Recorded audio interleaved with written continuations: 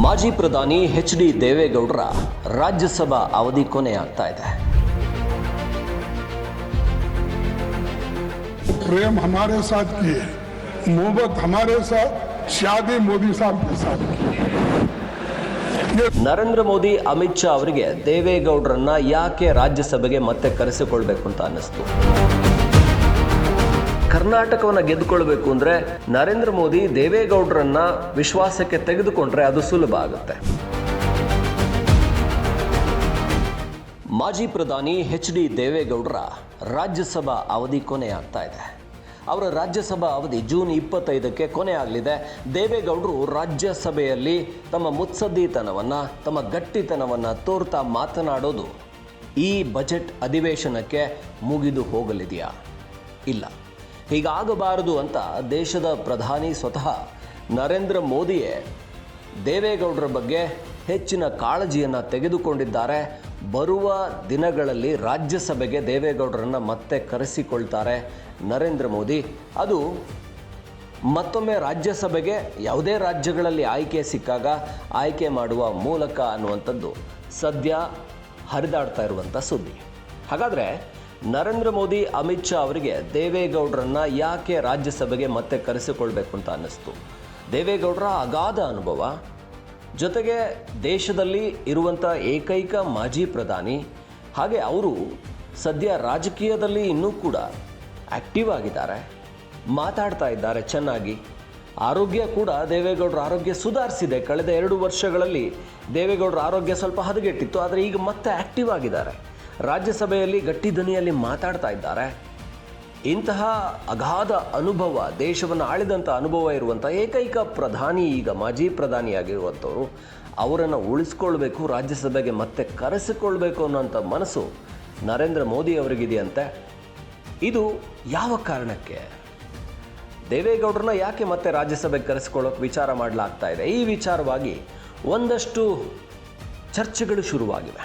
ಏನು ಇದರ ಹಿನ್ನೆಲೆ ಅಂತ ನೋಡೋದಾದರೆ, ದೇವೇಗೌಡರ ಬಗ್ಗೆ ಮೊಟ್ಟ ಮೊದಲಿಗೆ ನರೇಂದ್ರ ಮೋದಿಯವರಿಗಿರುವಂಥ ಅಪಾರವಾದ ಅಭಿಮಾನ, ಗೌರವ, ಆ ಕಾರಣಕ್ಕೆ ದೇವೇಗೌಡರಂತಹ ಒಬ್ಬ ದಿಟ್ಟತನದ ಮುತ್ಸದ್ದಿ ರಾಜಕಾರಣಿ ರಾಜ್ಯಸಭೆಯಲ್ಲಿ ಇರಬೇಕು ಅನ್ನುವಂಥದ್ದು ಸ್ವತಃ ಪ್ರಧಾನಿ ನರೇಂದ್ರ ಮೋದಿ, ಗೃಹ ಸಚಿವ ಅಮಿತ್ ಶಾ ಅವರ ಒಲವು. ಹಾಗಾಗಿ ಅವರ ಈ ಒಲವಿಂದ BJPಯ ಬೇರೆ ರಾಜ್ಯಗಳ ಒಂದಷ್ಟು ರಾಜ್ಯಸಭಾ ಆಯ್ಕೆಯಲ್ಲಿ ಅವರ ಬೆಂಬಲದ ಮೂಲಕನೇ ದೇವೇಗೌಡರನ್ನು ರಾಜ್ಯಸಭೆಗೆ ಕಳಿಸ್ತಾರೆ ಅನ್ನುವಂಥ ಒಂದು ಮಾಹಿತಿ ಹೊರಗಡೆ ಬರ್ತಾ ಇದೆ. ಆದರೆ ಜೂನ್ 25ಕ್ಕೆ ಅವರ ಅವಧಿ ಕೊನೆಗೊಂಡ ನಂತರ ರಾಜ್ಯಸಭೆಗೆ ಆಯ್ಕೆ ಯಾವಾಗ ಆಗುತ್ತೋ ಆಗ ಅವಕಾಶ ಸಿಕ್ಕಿದಾಗ ದೇವೇಗೌಡರನ್ನ ರಾಜ್ಯಸಭೆಗೆ ಮತ್ತೆ ಕರೆಸಿಕೊಳ್ಳೋದಕ್ಕೆ BJPಯೇ ಬೆಂಬಲ ಕೊಡುತ್ತೆ, BJP ಅವರ ಹೆಸರನ್ನು ಪ್ರಪೋಸ್ ಮಾಡುತ್ತೆ ಅನ್ನುವಂಥದ್ದು ಸದ್ಯ ಬರ್ತಾ ಇರುವಂಥ ಸುದ್ದಿ. ಇದರ ಹಿಂದೆ ಇರುವ ಇನ್ನೊಂದು ದೊಡ್ಡ ಲೆಕ್ಕಾಚಾರ ಅಂದರೆ, ಸಹಜವಾಗಿಯೇ ದೇಶದ ಪ್ರಧಾನಿ ಒಳ್ಳೆಯ ಮಾತುಗಾರ, ಮುತ್ಸದ್ದಿ, ಹಾಗೆ ಅನುಭವವನ್ನು ರಾಜ್ಯಸಭೆಗಾಗಲಿ ದೇಶಕ್ಕಾಗಿ ದಾರೆ ಎರೆಯಬಲ್ಲಂತಹ ಒಬ್ಬ ಶ್ರೇಷ್ಠ ರಾಜಕೀಯ ಪಟು. ಅದರ ಜೊತೆಗೆ ಕರ್ನಾಟಕದಲ್ಲಿ BJP JDSನ ಮೈತ್ರಿಯ ಮೂಲಕ, ಆ ಮೈತ್ರಿಯನ್ನು ಗಟ್ಟಿ ಮಾಡಿಕೊಳ್ಳುವ ಮೂಲಕ ಯಾವುದೇ ಬಿರುಕುಗಳಿಲ್ಲದೆ ಇರುವ ಹಾಗೆ ಕರ್ನಾಟಕವನ್ನು ಗೆದ್ದುಕೊಳ್ಬೇಕು ಅಂತ ಹೇಳಿದರೆ ದೇವೇಗೌಡರನ್ನು ತುಂಬ ಆತ್ಮೀಯತೆಯಿಂದ ನೋಡ್ಕೊಳ್ಬೇಕಾದಂತಹ ಒಂದು ಅನಿವಾರ್ಯತೆ ಇರುತ್ತೆ. ಇಲ್ಲ ಅಂತ ಹೇಳಿದರೆ ಅದು ಅತ್ಯಂತ ಸಹಜವಾಗಿ ಬರುವಂಥದ್ದು ಕೂಡ. ಅಂದರೆ ಅಷ್ಟೇ ಸಹಜವಾಗಿ ಗೌರವ ಇರುವಂಥದ್ದು. ಸದ್ಯ ದೇಶದಲ್ಲಿ ಯಾವುದೇ ಮಾಜಿ ಪ್ರಧಾನಿಗಳು ಇಲ್ಲ. ಹಾಗೆ ನೋಡಿದರೆ ಮನಮೋಹನ್ ಸಿಂಗ್ ಅವರು ಇತ್ತೀಚೆಗೆ ಕಾಲ ಆದರು, PV ನರಸಿಂಹರಾವ್ ಕೂಡ ಕಾಲವಾದರು. ಭಾಳ ವರ್ಷಗಳ ಹಿಂದೆಯೇ BJPಯನ್ನು ಕಟ್ಟಿದಂಥ ಅಟಲ್ ಬಿಹಾರಿ ವಾಜಪೇಯಿ ಕಾಲ ಆಗಿದ್ದಾರೆ.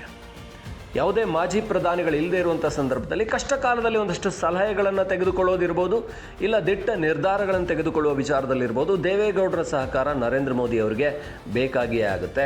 ಹಾಗಾಗಿ ಅದು ಒಂದು ಕಡೆ ಆದರೆ, ಕರ್ನಾಟಕವನ್ನು ಗೆದ್ದುಕೊಳ್ಬೇಕು ಅಂದರೆ BJP JDSನ ನಡುವೆ ಸೀಟ್ ಹಂಚಿಕೆ ವಿಚಾರದಲ್ಲಿ, ಯಾವುದೇ ವಿಚಾರದಲ್ಲಿ ಒಂದು ಸಹಮತಕ್ಕೆ ಬರಬೇಕು ಅಂದರೆ ನರೇಂದ್ರ ಮೋದಿ ದೇವೇಗೌಡರನ್ನು ವಿಶ್ವಾಸಕ್ಕೆ ತೆಗೆದುಕೊಂಡ್ರೆ ಅದು ಸುಲಭ ಆಗುತ್ತೆ. ಈ ಕಾರಣಕ್ಕೆ ಕರ್ನಾಟಕದ ರಾಜಕೀಯ ಭವಿಷ್ಯವನ್ನು ಗಮನದಲ್ಲಿಟ್ಕೊಂಡು ಕೂಡ, ಯಾಕೆಂದರೆ ದೇಶದಲ್ಲಿ ಒಂದೊಂದೇ ರಾಜ್ಯಗಳನ್ನು ಒಂಥರ ದಂಡಯಾತ್ರೆಯ ರೀತಿ ಗೆದ್ದುಕೊಂಡು ಬರ್ತಾ ಇದೆ BJP. ಅದು ಮಹಾರಾಷ್ಟ್ರ ನಂತರ ದೆಹಲಿ ನಂತರ ಒರಿಸ್ಸಾ ನಂತರ ಹೀಗೆ ಬಿ ಜೆ ಪಿ ಗೆದ್ದಂಥ ರಾಜ್ಯ ಬಿಹಾರ್ ನಂತರ ಈಗ ಬಿ ಜೆ ಪಿ ಕಣ್ಣು ಪಶ್ಚಿಮ ಬಂಗಾಳ, ತಮಿಳುನಾಡು, ಕೇರಳ ಈ ಕಡೆಗಳಲ್ಲಿರುವಾಗ ದಕ್ಷಿಣದ ರಾಜ್ಯಗಳು ಬಿ ಜೆ ಪಿಗೆ ಒಂಥರ ತುಂಬ ಕಬ್ಬಿಣದ ಕಡಲೆ ಆಗ್ತಾ ಇದೆ. ತಮಿಳುನಾಡು ಗೆಲ್ಲೋದು ಕಷ್ಟ, ಕೇರಳ ಗೆಲ್ಲೋದು ಕಷ್ಟ. ಆಂಧ್ರ ಪ್ರದೇಶದಲ್ಲಿ ಮಾತ್ರ ಅದು ಮೈತ್ರಿ ಸರ್ಕಾರ ಇದೆ, ಅಂದರೆ TDP ಜನಸೇನಾ ಜೊತೆಗೆ ಮೈತ್ರಿ, ಅಲ್ಲಿ ಬಿ ಜೆ ಪಿಗೆ ದೊಡ್ಡ ಸಂಖ್ಯಾಬಲ ಏನೂ ಇಲ್ಲ. ಇನ್ನು ತೆಲಂಗಾಣದಲ್ಲಿ ಕೂಡ ಬಿ ಜೆ ಪಿ ಎದ್ದೇಳೋದು ಕಷ್ಟ, ಸಣ್ಣ ಮಟ್ಟಿಗಿನ ಶಾಸಕರ ಬಲವನ್ನು ಇಟ್ಕೊಂಡಿದೆ. ಆದರೆ ಕರ್ನಾಟಕದಲ್ಲಿ ಬಿ ಜೆ ಪಿಗೆ ದಕ್ಷಿಣದ ಬೇರೆಲ್ಲ ರಾಜ್ಯಗಳಿಗಿಂತ ಹೆಚ್ಚು ಶಕ್ತಿ ಇದೆ. ಆ ಶಕ್ತಿಯನ್ನು ಬಳಸ್ಕೊಂಡು ಮತ್ತೆ ದಕ್ಷಿಣದಲ್ಲಿ ತಾನು ಅರಳಬೇಕು ಅಂದರೆ ಕಮಲ, ಉತ್ತರದಲ್ಲಿ ಕಮಲವಂತೂ ಸಂಪೂರ್ಣ ಎಲ್ಲ ಕಡೆಗಳಲ್ಲಿ ಅರಳಿದೆ. ಆದರೆ ದಕ್ಷಿಣದಲ್ಲಿ ಅರಳೋದು ಕಷ್ಟ ಆಗ್ತಾ ಇರುವಾಗ ಕರ್ನಾಟಕ ಬಿ ಜೆ ಪಿಗೆ ದಕ್ಷಿಣದ ಹೆಬ್ಬಾಗಿಲು. ಮೊದಲಿಗೆ ಬಿ ಜೆ ಪಿ ಗೆಲ್ಲೋದಕ್ಕೆ ಕಾರಣ ಆಗಿದ್ದ ಕರ್ನಾಟಕದಲ್ಲಿ ಇನ್ನೇನು 2 ವರ್ಷಗಳಲ್ಲಿ ಚುನಾವಣೆ ಸಮೀಪಿಸ್ತಾ ಇದೆ. ಹಾಗಾಗಿ ಈ ಬಾರಿ ಮೋದಿ ಕೂಡ ಅಲರ್ಟ್ ಆಗಿದ್ದಾರೆ. ದೇವೇಗೌಡರನ್ನ ರಾಜ್ಯಸಭೆಗೆ ಕರೆಸ್ಕೊಳ್ಳೋದು ಒಳ್ಳೆಯದು. ಆ ಮೂಲಕ ಮಿತ್ರಪಕ್ಷ JDS ಅನ್ನು ಹೆಚ್ಚು ವಿಶ್ವಾಸಕ್ಕೆ ತಗೊಂಡಾಗುತ್ತೆ. ಹಾಗೆ ಸೀಟ್ ಶೇರ್ ವಿಚಾರದಲ್ಲಿ ಎಲ್ಲ ವಿಚಾರದಲ್ಲಿ ಕೂಡ ಒಂಥರ ಸ್ಮೂತ್ ರನ್ನಿಂಗ್ ಆಗುತ್ತೆ. ಇದು ಕೂಡ ಒಂದು ಯೋಚನೆ ಇರುವಂಥ ಸಾಧ್ಯತೆ. ಹಾಗಾಗಿ ಭಾಳ ಮುಖ್ಯವಾಗಿ JDS ಅಂತ ಬಂದಾಗ HD ಕುಮಾರಸ್ವಾಮಿ ಅವರಿಗೆ ಮಂತ್ರಿ ಸ್ಥಾನವನ್ನು ಕೊಟ್ಟಿದ್ದಾಗಿದೆ. ಇನ್ನು ಹೆಚ್ಚಿನದೇನನ್ನು ಕೊಡಬೇಕು ಅಂತ ಹೇಳಿದರೆ ಇದು ಅರ್ಹವಾಗಿಯೇ ದೇವೇಗೌಡರಿಗೆ ರಾಜ್ಯಸಭೆಗೆ ಒಂದು ಅವಕಾಶವನ್ನು ಕೊಡಬೇಕು. ಅದು ಕೊಟ್ಟರೆ ದೇಶದ ಮಟ್ಟದಲ್ಲಿ ಮೋದಿ ಅವರಿಗೆ ಹಾಗೆ ಬಿ ಜೆ ಪಿಗೆ ಒಂದು ದೊಡ್ಡ ಪ್ಲಸ್ ಆಗುತ್ತೆ. ಅಂದರೆ ಹಿರಿಯರನ್ನು ಹೇಗೆ Narendra Modi, Amit Shah, B J P ಗೌರವಿಸುತ್ತೆ ಅನ್ನುವಂಥ ಒಂದು ಮೆಸೇಜ್ ಪಾಸ್ ಆಗುತ್ತೆ. ಹಿರಿಯರಿಗೆ ಬಿ ಜೆ ಪಿ ನಡೆಸ್ಕೊಳ್ಳುವ ರೀತಿ ಹೇಗಿರುತ್ತೆ, ಅವರಿಗೆ ಅತ್ಯಂತ ಗೌರವವನ್ನು ಕೊಡ್ತಾರೆ ಬಿ ಜೆ ಪಿಯವರು. ನಾವು ನೋಡಿರ್ಬೋದು, ರಾಜ್ಯದಲ್ಲೇ ಚುನಾವಣೆಗಳು ಸಮೀಪಿಸುವಾಗಲಿ, ಇಲ್ಲ ಅಂತ ಹೇಳಿದರೆ ಗೆದ್ದ ನಂತರ, ಇಲ್ಲಾಂದರೆ ಚುನಾವಣೆಗಳಲ್ಲಿ ಸೋತ ನಂತರ ಬಿ ಜೆ ಪಿಯ ನಾಯಕರುಗಳು ತಮ್ಮ ರಾಜ್ಯದ ಹಿರಿಯ ಮುಖಂಡರನ್ನು, ಬಿ ಜೆ ಪಿಯ ಹಿರಿಯ ಮುಖಂಡರನ್ನು ಆಗಾಗ ಭೇಟಿ ಮಾಡಿ ಅವರಿಂದ ಮಾರ್ಗದರ್ಶನವನ್ನು ಪಡ್ಕೊಳ್ಳುವಂಥದ್ದಿರುತ್ತೆ. ಈಗಿರುವಂಥ ಸದಾನಂದ ಗೌಡರು ಇರ್ಬೋದು, ಇಲ್ಲ ಅಂತ ಹೇಳಿದರೆ ಯಡಿಯೂರಪ್ಪನವರು ಇರ್ಬೋದು, ಈ ರೀತಿಯ ಮಾಜಿ ಮುಖ್ಯಮಂತ್ರಿಗಳು, ಇಲ್ಲಿರುವಂಥ ರಾಮಚಂದ್ರೇಗೌಡ ಇರ್ಬೋದು, ಬೇರೆ ಬೇರೆ ನಾಯಕರನ್ನ ಆಗಾಗ ಬಿ ಜೆ ಪಿಯವರು ಭೇಟಿಯಾಗಿ ಹಿರಿಯ ನಾಯಕರನ್ನು ಅವರಿಂದ ಮಾರ್ಗದರ್ಶನ ತಗೋತಾ ಇರ್ತಾರೆ. ಹಾಗಾಗಿ ಬಿ ಜೆ ಪಿಯ ಸಂಸ್ಕೃತಿ ನೋಡಿ ಹಿರಿಯರು ಯಾವ ಪಕ್ಷದಲ್ಲಿದ್ದರೂ ಅವ್ರಿಗೆ ಗೌರವ ಕೊಡ್ತಾರೆ. ಹಾಗಾಗಿ JDSನ ವರಿಷ್ಠ ಮಾಜಿ ಪ್ರಧಾನಿ ದೇವೇಗೌಡರನ್ನ ಮತ್ತೆ ಕರೆಸ್ಕೊಂಡಿದ್ದಾರೆ ರಾಜ್ಯಸಭೆಗೆ ಅನ್ನುವಂಥ ಒಂದು ಮೆಸೇಜ್ ಕೂಡ ಪಾಸ್ ಆಗುತ್ತೆ. ಹಾಗಾಗಿ ರಾಷ್ಟ್ರ ಮಟ್ಟದಲ್ಲಿ ಕೂಡ ಒಂದು ಇಮೇಜ್, ಬಿ ಜೆ ಪಿಯ ಇಮೇಜ್ ಮತ್ತಷ್ಟು ಹೆಚ್ಚುತ್ತೆ.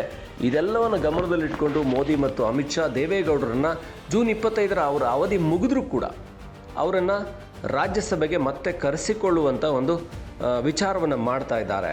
ಇದು ಬಹುತೇಕ ಕನ್ಫರ್ಮ್ ಆಗುತ್ತೆ.